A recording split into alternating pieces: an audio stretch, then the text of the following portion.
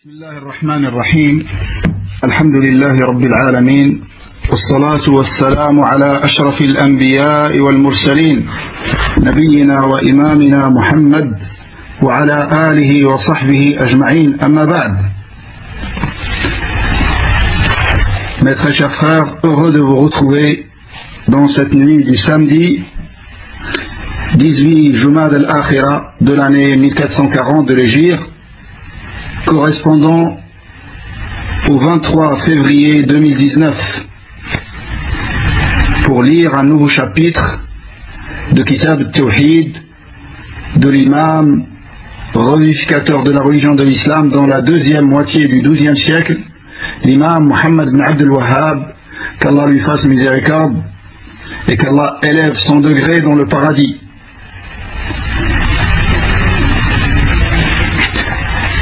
Avant d'entamer le chapitre de cette soirée, dans le chapitre précédent, Babu ma ja'a fi riya, ce chapitre dans lequel l'imam Muhammad ibn Abd al-Wahhab rahimahullah nous a rapporté les dalils sur la gravité de l'ostentation et de vouloir avec ses adorations l'éloge des gens et leur estime et le statut auprès des gens. Et il nous a montré, et on a vu également, que l'ostentation, ça peut être du shirk mineur, ce qui est la règle de base dans l'ostentation. Mais ça peut passer au shirk majeur, qui fait sortir de l'islam. Et ça, c'est quand la personne agit avec ostentation dans toutes ses adorations ou dans la plupart de ses adorations. C'est pour ça l'imam Ibn al-Qayyim rahimahullah, quand il a parlé de l'ostentation et des actes qui font partie du shirk mineur, il a dit yasirur riya, donc l'ostentation, mais en petite quantité. Si ça domine les actes de la personne et que la personne n'œuvre que par ostentation, ça c'est plus du shirk mineur, mais c'est du catégorie de shirk majeur qui fait sortir de l'islam, wal iyadu billah. Et on a vu que cette maladie, à savoir la maladie de l'ostentation, c'est une maladie qui ne touche que les pieux. Ar-riya'u da'u s-salihin. C'est pour ça il n'y a pas d'ostentation dans les péchés, dans la désobéissance à Allah subhanahu wa ta'ala, dans ce que Allah interdit. L'ostentation n'a lieu que dans les adorations, que dans ce qui rapproche le serviteur d'Allah azza wa jal. D'où sa gravité et son danger. Et on a vu hadith Abi Sa'id al-Khudri radiyallahu anhu, que le prophète alayhi salam a dit à ses compagnons radiyallahu anhum: Ala ukhbirukum bima huwa akhwafu alaykum indi min al-masih ad-dajjal. Ne vous informez-je pas de ce que je crains pour vous plus que le Masih ad-Dajjal? Tous on sait qui est le Masih ad-Dajjal. Cet homme où il n'y a pas un prophète qui n'a pas mis en garde sa communauté contre sa fitna et son danger. Et justement sa fitna, c'est la plus grande des fitanes qu'Allah Azza wa Jal a créée depuis Adam alayhi salam jusqu'à la fin des temps. Et malgré ça, le prophète alayhi salatu wa salam, il dit: ce que je crains pour vous plus que le Masih ad-Dajjal. Et ensuite il a cité al-shirk al-khafi,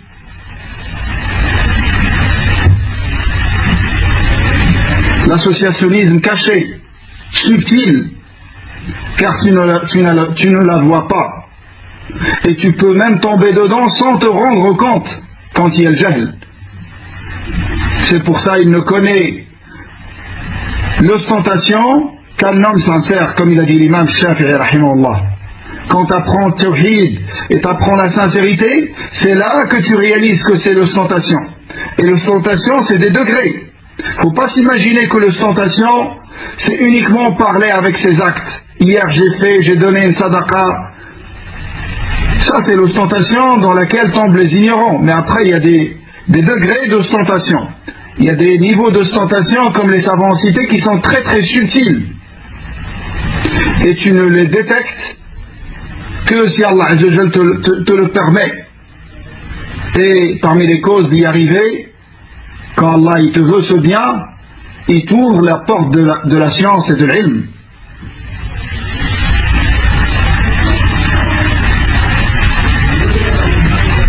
Donc, Nabi Isa salam, ce qu'il craint le plus, et à qui ce discours s'est adressé en premier lieu.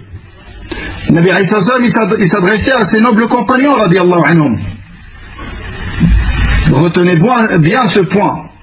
Nabi Isa salam s'adressait à ses nobles compagnons, radiyallahu anhum, qui ont atteint dans les niveaux de la foi et les niveaux de l'ilm et de l'amal, de la science et de la mise en pratique, des niveaux que personne ne peut atteindre après eux. Malgré leur rang extrêmement élevé dans l'échelle de la foi. Nabi Isa salam, il craint pour eux l'ostentation plus que toute autre chose. Alors que dire de nous et de ceux qui sont venus après et de nous dans ces derniers temps qui n'ont pas ces niveaux-là de ilm et de amal et qui n'ont pas ce niveau de crainte d'Allah Azza wa Jal et de piété. Et on est plus à même, sans aucun doute, d'avoir plus peur de tomber dans ces mots que les compagnons radiyallahu anhum.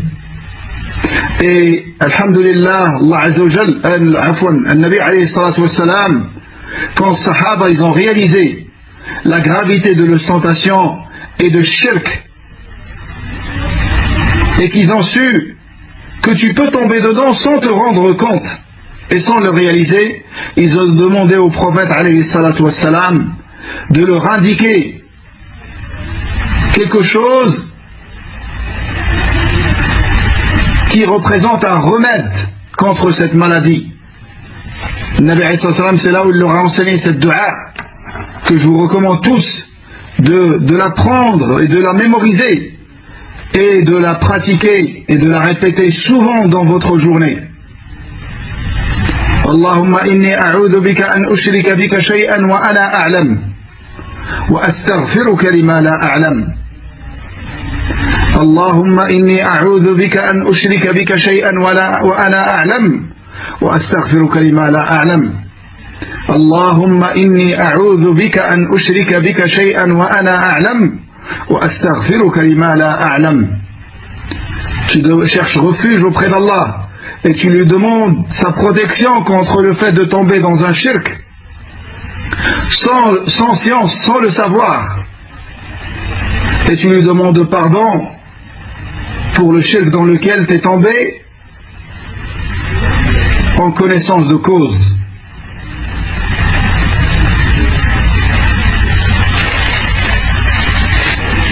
Ensuite, dans le chapitre d'aujourd'hui, que l'imam Muhammad ibn Abdul Wahhab rahimahullah ta'ala a intitulé Babun min ash-shirki iradatu al-insani bi'amalihi ad-dunya, fait partie de l'associationnisme que l'homme veuille avec ses actes et avec ses œuvres qu'il vise le bas monde. Qu'il vise le bas monde. On va voir le sens. Bidnillahi ta'ala. L'imam Muhammad ibn Abdul Wahhab rahimahullah a cité dans ce chapitre un dalil de Coran et un dalil de la sunna de l'authentique de l'imam al-Bukhari rahimahullah.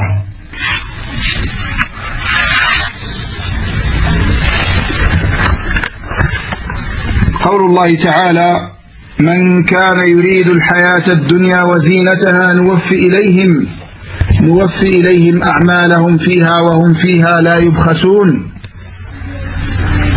أولئك الذين ليس لهم في الآخرة إلا النار وحبط ما صنعوا فيها وباطل ما كانوا يعملون.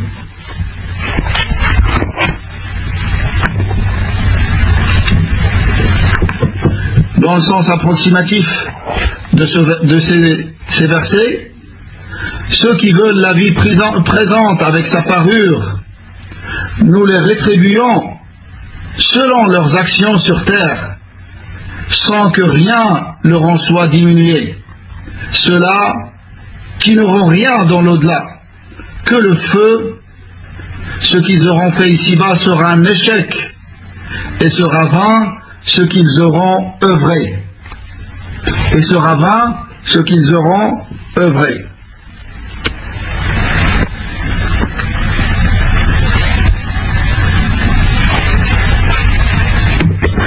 قال الشيخ فيصل رحمه الله تعالى: قوله باب من الشرك إرادة الإنسان بعمله الدنيا، هذا أعظم من الرياء، لأن مريد الدنيا قد تغلب إرادته على كثير من عمله، وأما الرياء فقد يعرض له في عمل دون عمل ولا يسترسل معه، والمؤمن يكون حذرا من هذا وهذا. Donc chapitre fait partie de l'associationnisme, vouloir le bas monde avec ses œuvres, c'est-à-dire avec ses adorations, que tu vises quelque chose de dunya, argent, poste, un travail et des choses comme ça.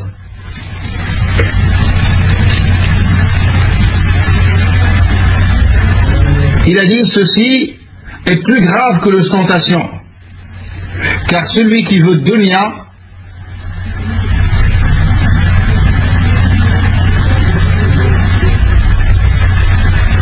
peut-être que sa volonté, cette volonté de vouloir dunya avec ses adorations, peut-être que ça va dominer tous ses actes, car une fois que tu ouvres cette porte et que tu vises dunya,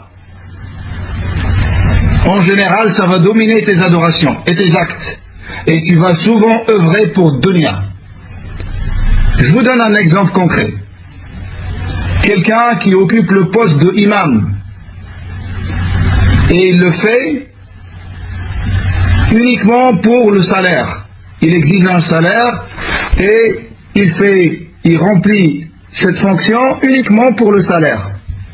C'est pas, il cherche à remplir cette fonction pour sa récompense auprès d'Allah Azza wa Jal. Et si ce poste lui prend la majorité de son temps, bien évidemment qu'il va avoir besoin qu'on lui donne une rétribution pour qu'il puisse vivre et faire vivre sa famille. Mais on parle de quelqu'un qui occupe ce poste uniquement pour dunya.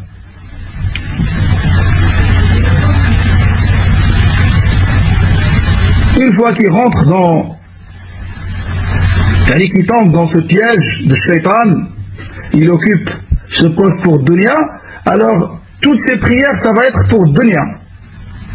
À chaque fois qu'il va diriger une salat, c'est pour le salaire. Et donc ça va se répéter souvent, cette mauvaise volonté et cette mauvaise intention. C'est la signification de ce qu'a dit Cheikh Faisal rahimahullah ta'ala.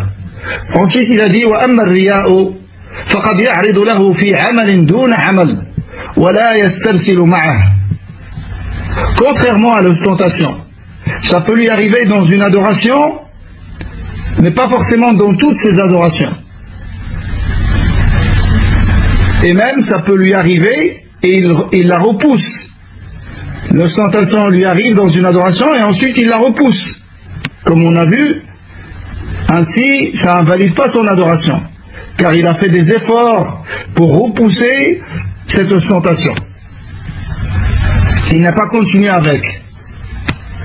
وَالْمُؤْمِنُ يَكُونُ حَذِرًا مِنْ هَذَا وَهَذَا.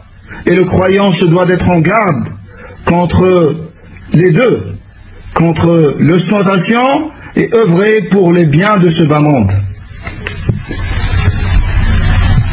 pour les intérêts mondains, œuvrer pour les intentions mondaines. Donc, de ce point de vue, certes, œuvrer pour dunya et pour l'argent et pour les biens de ce bas monde, de ce point de vue, certes, il est plus grave que l'ostentation. Mais si on regarde la chose dans sa globalité, on se rend compte que l'ostentation est beaucoup plus grave. Car l'ostentation,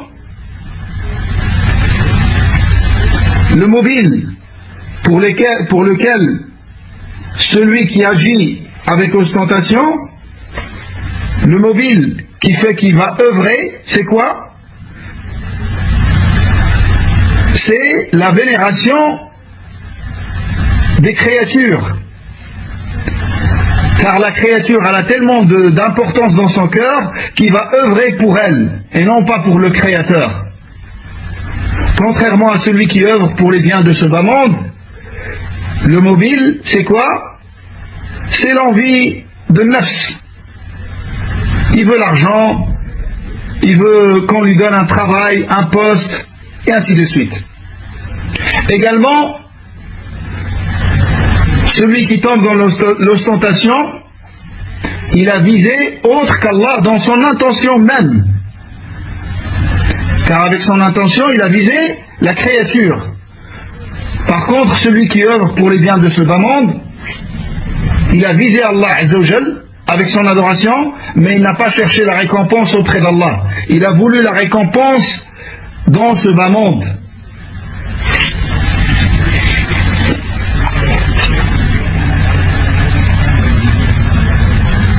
Également,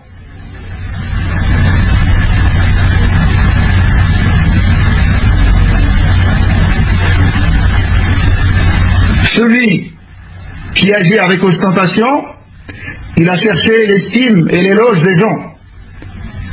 Par contre, celui qui a œuvré pour dunya, il a voulu les intérêts mondains.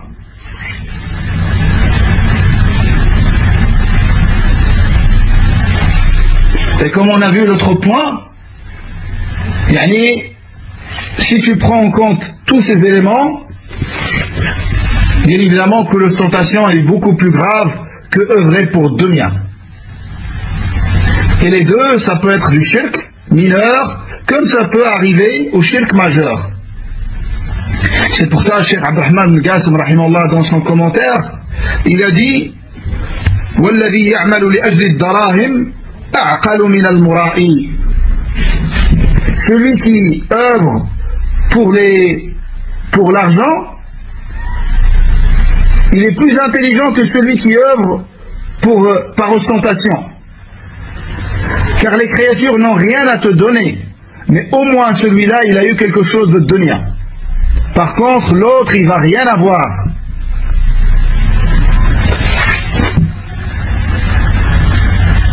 Et les deux sont perdants. وَكِلَاهُمَا خَاسِرٌ نَعُوذُ بِاللَّهِ مِنْ مُوجِبَاتِ غَضَبِهِ. Nous cherchons refuge auprès d'Allah Azza wa Jal contre tout ce qui peut être une cause de sa colère. Donc, les deux, le croyant se doit d'être en garde contre les deux. قول الله تعالى من كان يريد, celui qui veut, c'est-à-dire qui veut avec son acte, أي بعمله يريد الحياة الدنيا وزينتها, il vise et il veut la vie présente et sa parure. Cheikh Faisal a dit faqat, c'est-à-dire seulement, il veut que cela. نوفي إليهم أعمالهم فيها, nous les rétribuons selon leurs actes sur terre, c'est-à-dire dans ce bas monde. أي بسعة الرزق ودفع المكاره. Allah Azza wa Jal les rétribuera sur terre selon leurs actes. Les actes de bien qu'ils ont fait, ils seront rétribués uniquement dans le dunya. Allah Azza wa Jal leur donnera, par exemple, une abondance dans le rizq, dans la subsistance, et il repoussera d'eux des catastrophes et des maux dans le dunya. وهم فيها لا يبخسون من ثواب أعمالهم شيئا, sans que rien leur en soit diminué. Allah Azza wa Jalla est juste. Celui qui a fait un bien, il l'a pas fait pour lui, il lui donne une récompense dans le dunya. Que ce soit la santé, la subsistance, il le protège d'une catastrophe ou des choses comme ça. Mais après, la suite des versets, أولئك الذين ليس لهم في الآخرة إلا النار فإنهم استوفوا جزاء أعمالهم وبقيت عليهم الأوزار. Ceux-là n'auront rien dans l'au-delà, que le feu. Ils auront que le châtiment d'Allah Azza wa Jal, car ils ont pris toute la récompense de leurs actes dans le dunya. Et il reste que les péchés dans l'au-delà, sur lesquels Allah Azza wa Jal les châtiera, s'ils ne se repentent pas. S'ils ne se repentent pas et si Allah ne leur pardonne pas, tant qu'ils ne sont pas sortis de l'islam.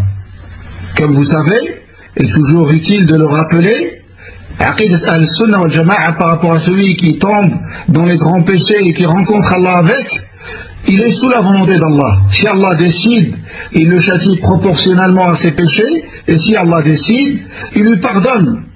Il le fait rentrer au paradis directement. Mais il est sous la menace du châtiment, s'il ne se repent pas dans le dunya. وحبط ما صنعوا فيها وباطل ما كانوا يعملون. Et ce qu'ils auront fait ici-bas sera caduc.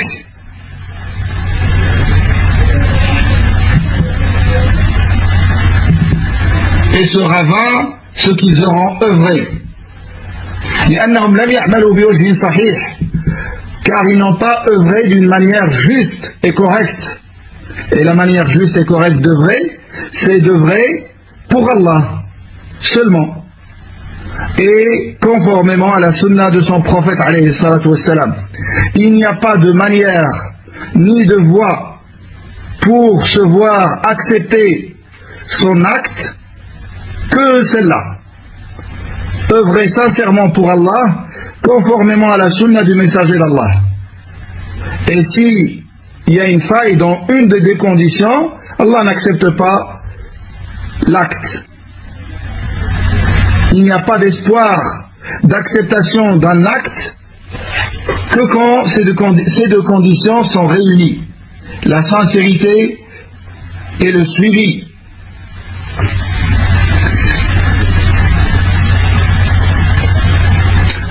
وفي الحديث أشد الناس عذابا من يرى الناس فيه خيرا ولا خير فيه. Donc il a rapporté un hadith dans Al-Ummal, Cheikh Faisal rahimahullah, dans lequel il est dit les gens qui seront le plus châtiés, c'est les gens que les gens voient, chez qui ils voient un bien alors qu'il n'y a pas de bien chez eux. Pourquoi? Parce que c'est des gens, ou bien c'est des hypocrites qui montrent le bien et qui cachent le mal, ou bien ils agissent et ils œuvrent avec ostentation. Donc les gens, ils voient une adoration, ils voient un bien, donc ils pensent d'eux du bien. Mais ils cachent le mal également. Ou bien ils agissent pour dunya. Donc c'est également une adoration dont son apparence elle est bonne, mais au fond elle est invalide, car elle n'est pas faite pour Allah Azza wa Jal. Ou autre chose parmi ce qui corrompt les adorations.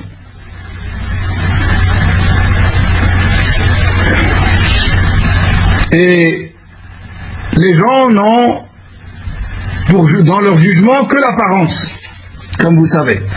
Les gens, n'ont pour leur jugement que l'apparence. On ne juge les gens que selon l'apparence qu'ils nous montrent. Par contre, leur intérieur et leur fond, c'est Allah subhanahu wa ta'ala qui s'en charge.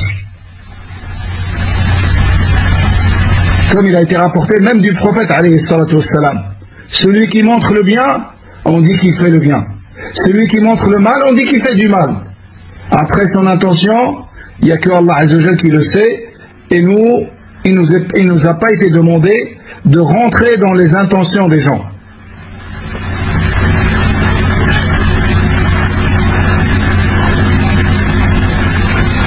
Ensuite, il est passé au deuxième dalil que l'imam Muhammad bin Abdul Wahhab rahimahullah a cité dans ce chapitre, dans l'authentique de l'imam al-Bukhari, selon Abu Huraira radiyallahu anhu.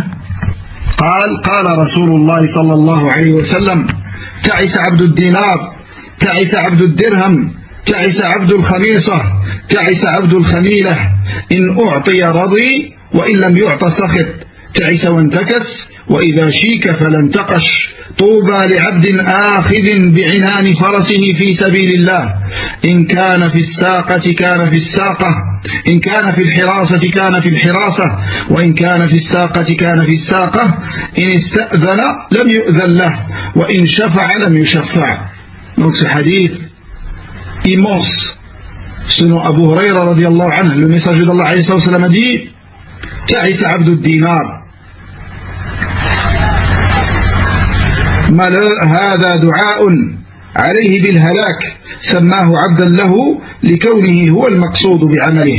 Donc le Nabi alayhi wa sallam a dit Ta'isa abdul dinar. Malheur à l'esclave du dinar. Dinar, c'est la pièce, une pièce d'argent en or, ni une pièce en or. Le dinar, c'est l'or, et le dirham, c'est l'argent. C'est une pièce d'or qui pèse à peu près 5 grammes, un peu moins, 4 grammes et demi plus exactement. Donc c'est une pièce en or qui avait une valeur à l'époque du prophète, c'était la monnaie de l'époque, le dinar et le dirham. Et zakat, le seuil de la zakat, quand est-ce que le zakat devient obligatoire? C'est quand tu possèdes un montant qui dépasse le seuil et que tu le gardes pendant une année.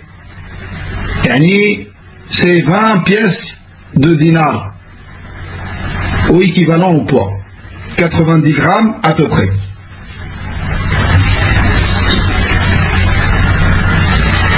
Et que tu gardes ce montant sans descendre en dessus du seuil pendant une année. Une année dans le calendrier de l'Hégire à partir du jour où tu as atteint le seuil.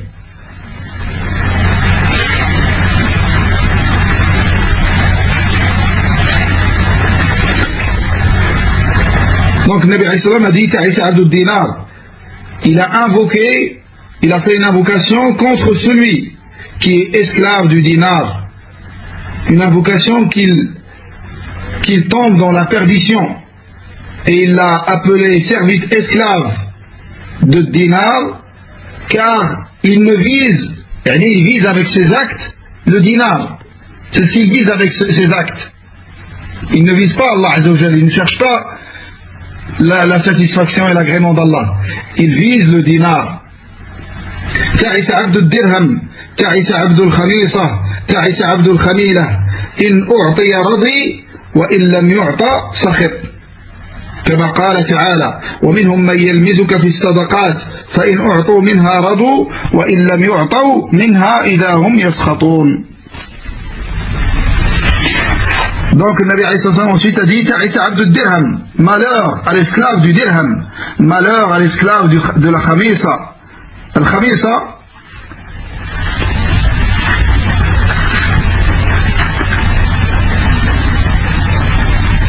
ou avant, Cheikh Faisal il va l'expliquer, on va le voir quand il va l'expliquer. Ce que ça veut dire al-khamisa, ce que ça veut dire al-khamila. Ensuite il a dit, le prophète alayhi salam, si on lui donne, il est satisfait et content. Et si on ne lui donne pas, il est mécontent et il s'indigne. Et il montre le désagrément. comme Allah Azza wa Jal a dit وَمِنْهُمْ مَنْ يَلْمِزُكَ فِي الصَّدَقَاتِ.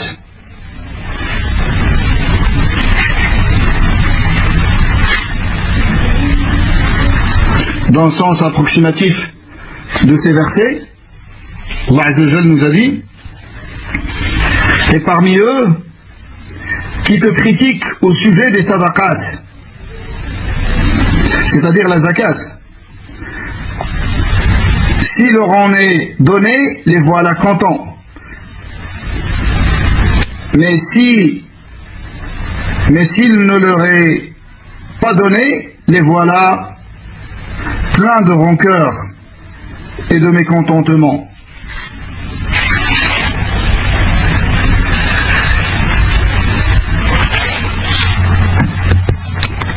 Donc leur satisfaction et leur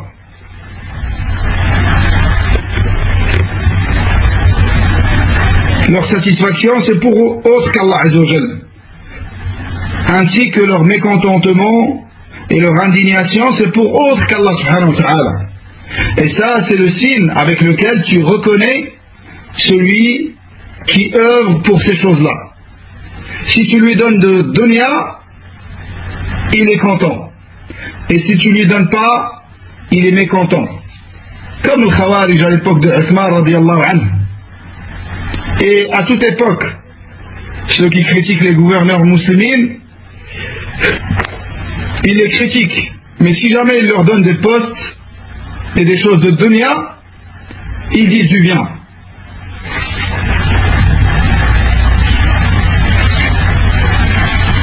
Ensuite, Cheikh Faisal rahimahullah a dit Wal-khamisatu thawbu khazzin aw sufin mu'allam. Al-khamisa, c'est un vêtement.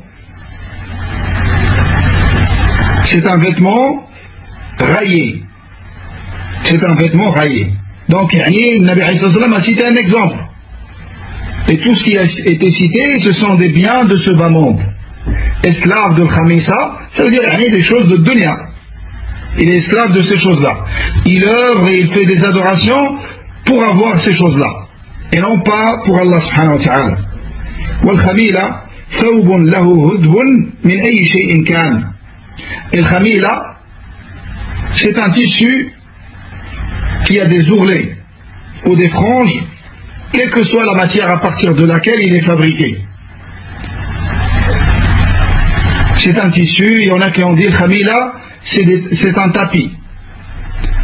En tout cas, ce qui compte, c'est que le Nabi a cité des exemples de dunya pour lesquels cette personne œuvre. Il l'a appelé ainsi, esclave de ces choses-là. Ensuite, il a dit alayhi salatu wassalam, ta'isa wa antakas wa idha shika falan taqash. Il a dit malheur à lui.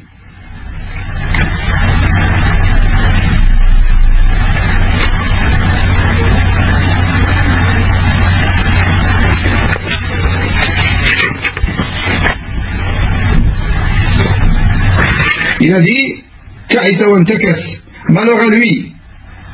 Et il a invoqué Allah qu'il rechute. Et également, quand il est piqué par une épine, qu'il n'arrive pas à la sortir.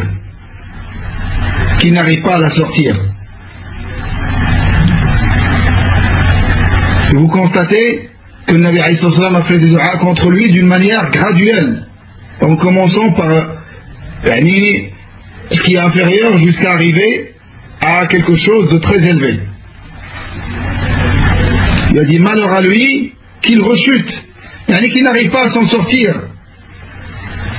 de cette chose dans laquelle il est tombé. Et même quand il est piqué par une épine, qu'il n'arrive pas dans son pied, qu'il n'arrive pas à la faire sortir, et qu'il ne trouve personne pour la faire sortir.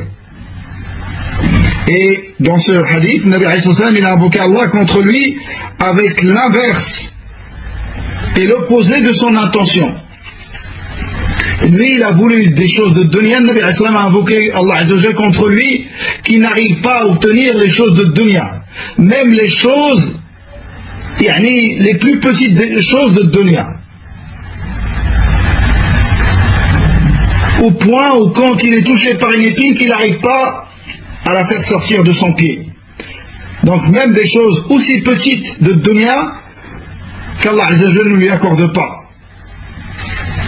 Et ceci, وهذا دعاء عليه بنقيض قصده. Et ceci est une invocation contre lui avec l'inverse et l'opposé de son intention. Et les savants, ils ont une règle très connue dans laquelle ils disent من تعجل الشيء قبل أوانه عوقب بحرمانه. Celui qui cherche à obtenir une chose avant son temps, il sera châtié par le fait d'être privé de cette chose. Et comme bien tu le vois dans le quotidien, des gens, si on prend un exemple, quelqu'un qui achète une maison avec riba, celui-là, Allah Azza wa Jalla lui a prédestiné qu'il va acheter une maison. Mais il se précipite, il tombe dans le haram. Et s'il avait patienté, Allah Azza wa Jalla lui aurait accordé cette chose de manière halal, licite. Pour ça, celui qui se précipite une chose avant son temps, Allah le punit par le fait d'être privé de cette chose-là. Ensuite, Nabi alayhi salam a dit Touba li abdin akhidhin bi'inani farasihi fi sabilillah. Touba, il lui annonce une bonne nouvelle. Et on va voir que Touba, c'est un arbre dans le paradis. Touba, pour un serviteur. Touba, pour le serviteur qui tient les rênes de son cheval pour combattre dans la voie d'Allah Azza wa Jal. Ash'atha ra'suh. Cheikh Faisal a dit Ay fi jihad al-mushrikin, c'est-à-dire pour le combat dans le sentier d'Allah contre les associateurs et les polythéistes. Un jihad légiféré. Et non pas le jihad à la façon de Khawarij, de Daesh, de Nusra, de Al-Qaïda, et ainsi de suite. Un jihad qui réunit ces conditions. وفي حديث أبي سعيد قال رجل يا رسول الله وما طوبى قال شجرة في الجنة مسيرة 100 سنة ثياب أهل الجنة تخرج من أكمامها. Dans un hadith rapporté dans Sunan Abi Daoud Ibn Hibban, qui a été jugé bon par l'imam Al-Albani rahimahullah, Nabi alayhi salam, quand il a parlé de Touba, les Sahaba ont dit c'est quoi Touba au messager d'Allah? Il a dit c'est un arbre dans le paradis sous lequel tu marches 100 ans, tellement c'est grand. Les vêtements des gens du paradis sortent de ces branches. Al-Kum, c'est la manche, mais ce qui est voulu ici, c'est les branches de l'arbre, de cet arbre. De cet arbre sortent les vêtements que portent les gens du paradis. Hadith qui a été jugé bon par l'imam Al-Albani rahimahullah. قوله أشعث رأسه مغبرة قدماه. C'est-à-dire que ses cheveux sont décoiffés et ses pieds sont couverts de poussière. أي أشغله الجهاد عن التنعم بالادهان وتسريح الشعر. Tellement il est préoccupé par le jihad fi sabilillah, quand il sort dans le jihad fi sabilillah, tellement il est préoccupé par cette adoration qu'il ne trouve pas le temps pour se coiffer et s'embellir. إن كان في الحراسة أي حماية الجيش. Si on le place, cet homme-là, à qui le Nabi alayhi salam a dit Touba, c'est un homme sincère. Regardez comment le Nabi alayhi salam l'a décrit. Il a dit In kana fil hirasa, si on le place dans l'avant-garde de l'armée et on le charge de protéger l'armée des musulmans, il accepte. وإن كان في الحراسة كان في الحراسة. Quand on le place dans le hirasa, dans l'avant-garde, il est dans l'avant-garde. C'est-à-dire qu'il ne va pas négliger ses devoirs et qu'il ne va pas manquer à son devoir et qu'il ne va pas être dans une insouciance face à l'accomplissement de son devoir de la meilleure des façons. Mais il va remplir son rôle de la meilleure des façons. Et si on le place à l'arrière de l'armée, il se place à l'arrière de l'armée. Il se place là où il y a un intérêt pour le combat. Et il ne cherche pas le statut ou l'estime ou l'éloge des gens. Il ne cherche que la satisfaction et la récompense d'Allah Azza wa Jal. C'est-à-dire, quel que soit le poste qu'on lui attribue, il l'accepte. Car que ce soit un poste dans lequel il y a du prestige ou pas, la récompense est garantie auprès d'Allah Azza wa Jal. Et ça, c'est le signe d'un homme sincère. Ça, c'est le signe de quelqu'un qui œuvre pour Allah subhanahu wa ta'ala. Il ne cherche pas à prendre les devants des scènes et être à l'avant. Il ne cherche pas les postes dans lesquels les gens vont le voir et vont l'admirer et le respecter. Il cherche uniquement la satisfaction d'Allah subhanahu wa ta'ala. Et ceci est garanti quel que soit son poste. Un poste dans lequel il y a du prestige et dans lequel il sera vu, ou un poste dans lequel il n'y a pas de prestige et personne ne le verra. Mais Allah le voit. Allah subhanahu wa ta'ala le voit. C'est pour ça que quand ils ont dit à Omar radiallahu anhu, ils lui ont dit, dans une bataille, quand il était le guide des croyants, quand c'était lui le gouverneur radiallahu anhu, il a envoyé une armée et à leur retour il leur a dit c'est qui est décédé, qui est tombé mort dans cette bataille dans les rangs des musulmans. Ils ont dit un tel et un tel et un tel que tu connais et d'autres que tu ne connais pas. Ils lui ont cité les noms connus de Sahaba radiallahu anhu qui sont décédés dans cette bataille, et d'autres ils ont dit, et d'autres tu ne les connais pas. Il a pleuré radiallahu anhu. Omar radiallahu anhu a beaucoup pleuré. Il leur a dit quel intérêt pour eux que Omar les connaisse. Allah les connaît, il les a choisis, il leur a donné le statut de shahada. Allah les connaît. Que je les connaisse ou pas, ça n'a pas d'intérêt pour eux. Mais par contre, Allah subhanahu wa ta'ala les connaît. Il les a choisis.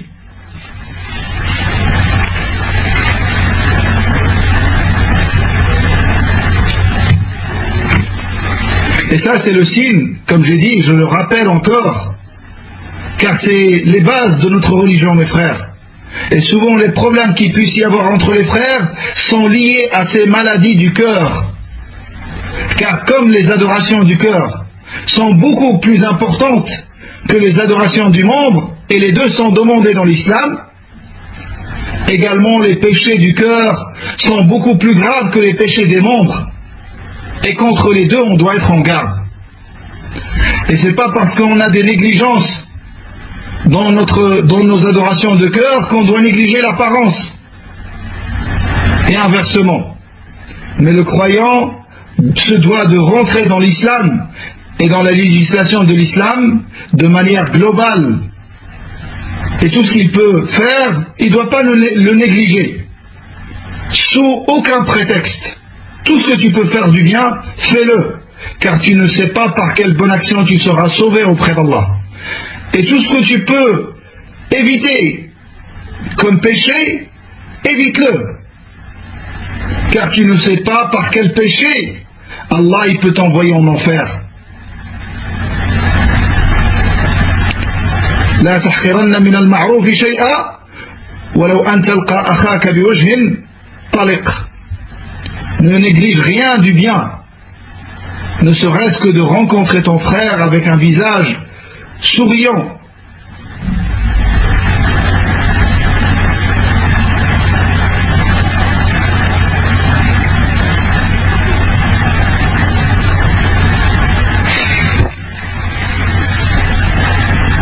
Et le hadith de ce sahabi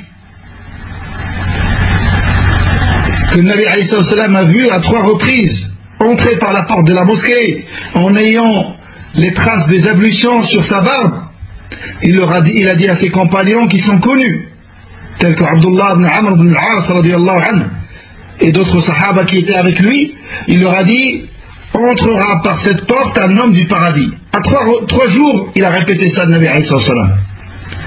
Au point où la curiosité de sahaba radiyallahu anhum et leur envie de savoir ce qu'il a, cet homme qui a fait de lui que le Nabi alayhi salam il l'annonce parmi les gens du paradis à 3 reprises d'affilée. Et ça démontre l'attachement de sahaba à faire le bien.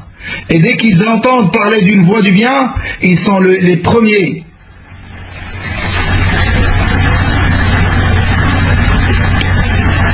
Et ensuite, après une longue histoire, Abdullah ibn Amr ibn al-As, quand il a passé 3 nuits avec cet homme, radiyallahu anhu, dans sa maison, il n'a pas vu des adorations particulières qui le distinguent des gens. Il prie dans le jama'a, il fait ses obligations, mais il n'a pas vu des adorations, des nawafil, une excellence dans le nawafil ou des choses comme ça, d'une manière remarquable. Et c'est pour ça, au bout de 3 jours, il lui a posé la question, il lui a dit: voilà ce qui s'est passé. Qu'est-ce que tu as comme particulier, comme adoration particulière? Car Nabi alayhi salam a dit de toi cela et cela. Il lui a dit: c'est uniquement ce que tu as vu. Mais s'il y a quelque chose, avant de dormir, je dors en ayant le cœur sain pour le musulman. Je pardonne à tous les musulmans qui m'ont fait. Et ça, c'est une adoration du cœur, d'avoir un cœur sain pour tes frères musulmans, et d'aimer leur bien, et d'aimer leur guider, et de leur aimer ce que tu aimes pour ta personne. Ça, c'est des signes d'un cœur sain, d'un cœur plein de vie et plein de foi.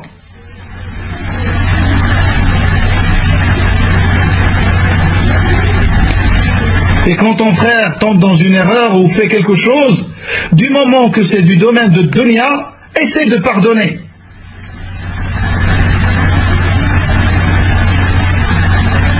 Mais quand il s'agit d'erreurs dans la religion, non, il faut rectifier et corriger.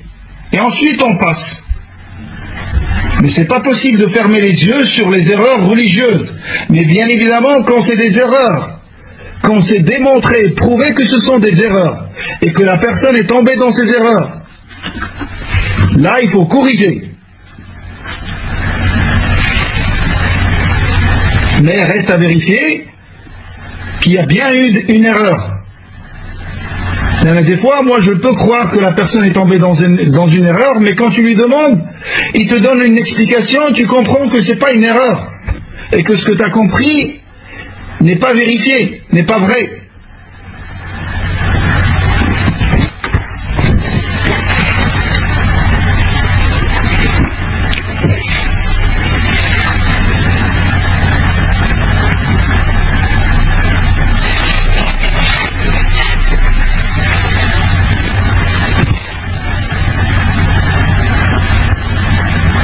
Mais aussi quand il y a une erreur, il y a des règles de politesse qu'on doit apprendre.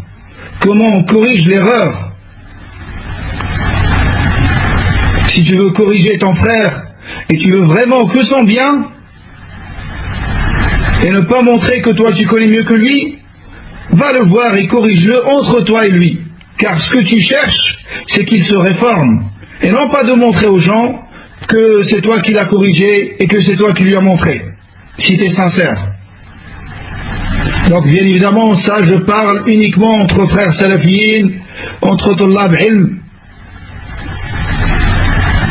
Alors que dire quand il s'agit d'hommes de science, de grands savants,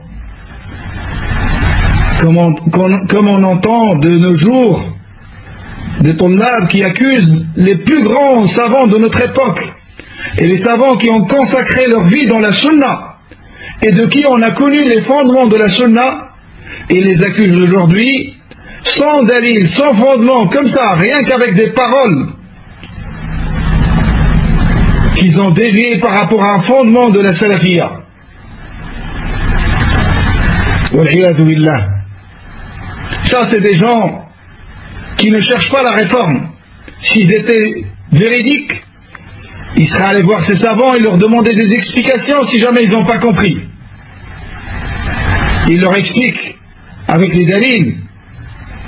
Mais ces gens-là, ils visent qu'à faire tomber les savants. Et ça, on l'a compris il y a longtemps. Il y a une hamla qui vise à faire tomber les grands savants.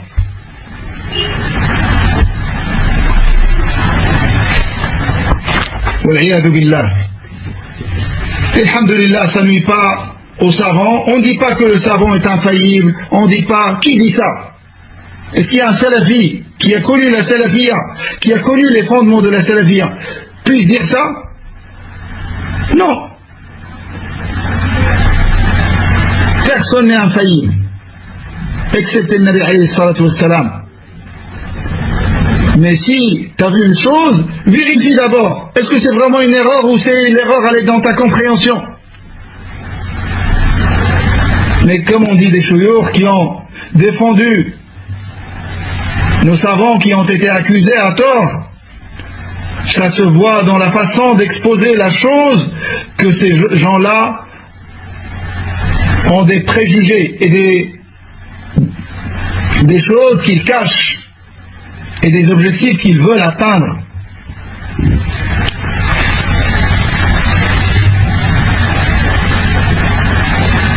Ensuite, Nabi alayhi salam, toujours dans la description de cet homme sincère, où partout où tu le places, il accepte. Il a continué à donner sa description, il a dit « In ista'zana lam yu'zan lah » ay ala al-umara'i wa nahwihim lam yu'zan lah li'annahu khamilu adh-dhikr la jaha lahu 'indahum. S'il demande la permission d'entrer chez un gouverneur ou chez des princes, il sera refusé, car c'est un inconnu, personne ne le connaît, il n'a pas de statut auprès d'eux, il n'a pas un statut prestigieux qui lui permet d'atteindre les gens haut placés de dunya. Et si jamais il demande à intercéder en faveur d'une personne, son intercession ne sera pas acceptée. إن ألجأته الحال إلى أن يشفع في أمر لم تقبل شفاعته عندهم. Si jamais il demande une intercession en faveur d'une personne, son intercession ne sera pas acceptée auprès des gens qui ont des statuts dans le dunya. Et il a donné, Cheikh, des exemples tels que les gouverneurs, les émirs, les princes, les gens haut placés, les ministres, tout ça, il ne peut même pas accéder chez eux. Et si jamais il accède, il demande une intercession, elle sera refusée. Car c'est un inconnu qui n'a pas de valeur dans la société, il n'a pas d'estime ni de statut dans le dunya. Mais regardez-le son statut auprès d'Allah Azza wa Jal. Et pour le démontrer, Cheikh Faisal a rapporté un hadith qui a été rapporté par l'imam Ahmad et l'imam Muslim dans son authentique selon Abu Huraira radiyallahu anhu. Le messager d'Allah a dit Rubba ash'ata aghbar madfou'un bil abwab law aqsama ala Allah la abarrah.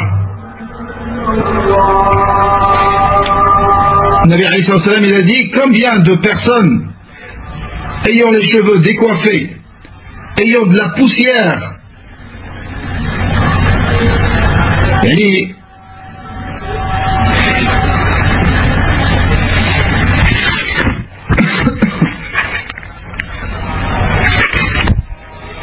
ayant de la poussière, il a les cheveux décoiffés, poussiéreux et repoussés par les portes. Quand il demande la permission d'accéder chez des gens qui ont des statuts dans le dunya, il est repoussé. Il est recalé. Par contre, لو أقسم على الله لأبره. Allahu Akbar. S'il demande à Allah une chose, Allah l'exauce directement. S'il demande à Allah, Allah il l'exauce directement, car il a un statut extrêmement élevé auprès d'Allah. Mais auprès des gens, il n'a pas de valeur. Il n'a pas de poste dans le dunya. Le Nabi alayhi salam dans un hadith, donc c'est fini, ce que le Cheikh Faisal a dit, dans un autre hadith, le Nabi alayhi salam a vu un homme passer. Il leur a dit, qu'est-ce que vous dites de celui-là? Ils ont commencé à dire beaucoup de bien. Ils ont dit beaucoup de bien de lui. Celui-là, si jamais il demande à épouser ta fille, tu l'acceptes. Si il intercède, tu acceptes son intercession. Si. Ensuite, il a vu passer un autre homme. Il leur a dit, qu'est-ce que vous dites de celui-là? Ils ont dit l'inverse. Celui-là, si jamais il cherche à épouser ta fille, tu le refuses. Il intercède, tu refuses son intercession. Et ainsi de suite. Et il leur a dit, celui-là, en parlant du deuxième, est meilleur que la terre remplie du premier. Un seul homme est meilleur que la terre remplie d'hommes comme le premier. Mais auprès de qui? Auprès d'Allah subhanahu wa ta'ala. Voilà, mes très chers frères, je demande à Allah azza wa jal que ce qu'on a lu ensemble, que ça ne soit bénéfique pour tous. Je demande à Allah azza wa jal de nous accorder l'ilm al-nafi', la science bénéfique, et de nous aider à mettre en pratique ce que nous apprenons, de nous garder sur le tawhid et sur la sunnah jusqu'à quitter cette terre, et de nous raffermir sur notre religion. Ya muqallib al-qulub thabbit qulubana ala dinik. Ya muqallib al-qulub thabbit qulubana ala dinik. Ya muqallib al-qulub thabbit qulubana ala dinik. Ô celui qui fait tourner les cœurs, raffermis notre cœur sur ta religion. هذا والله تعالى أعلى وأعلم. سبحانك اللهم وبحمدك نشهد أن لا إله إلا أنت نستغفرك ونتوب إليك. والسلام عليكم ورحمة الله وبركاته.